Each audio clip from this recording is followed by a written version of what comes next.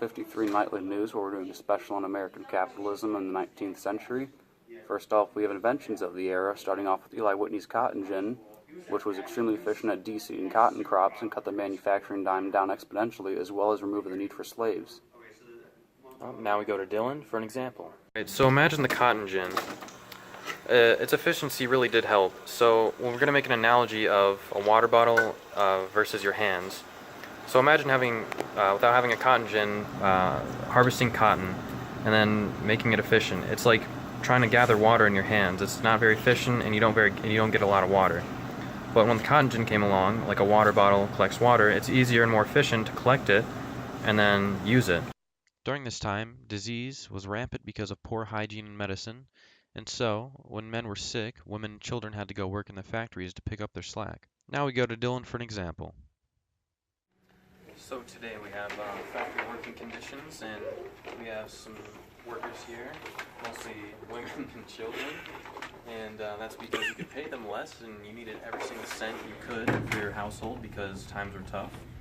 When they worked 16-hour days, they would get paid about 10 cents an hour, so about $8 to $10 a week.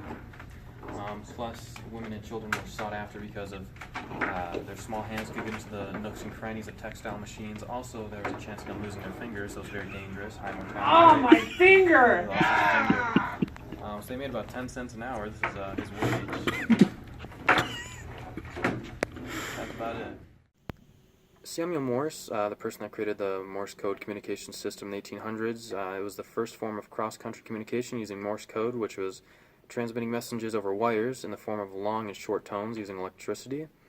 Robert Fulton's steamboat was the first powered steamboat that offered transportation faster than other manual-driven boats that used oars, water wheels, and other forms of manual labor. Moving away from Eli Whitney, we also have the invention of the spinning jenny, which was pioneered by James Hargreaves. Created in the mid-1700s, but adapted in America during the industrial bolstering of the nation, likely in response with the cotton gin. Was able to spin 8 spools of twine at once, which massively increased production. Every state has a different currency, we all know this. But if you take your, say, Pennsylvania currency to New York, you're not going to be able to buy anything without exchanging your money first, which you never know how if you're going to exchange for more money or less. That's not really fair. It's disrupting our economy just as well. But our great Alexander Hamilton with his national bank offers a solution.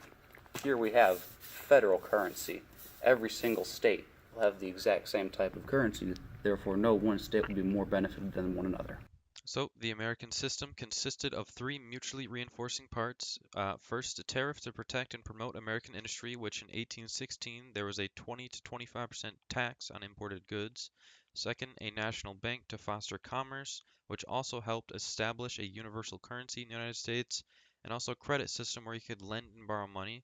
And lastly, the federal subsidies for roads like the Cumberland Road, canals like the Erie Canal, and other internal improvements.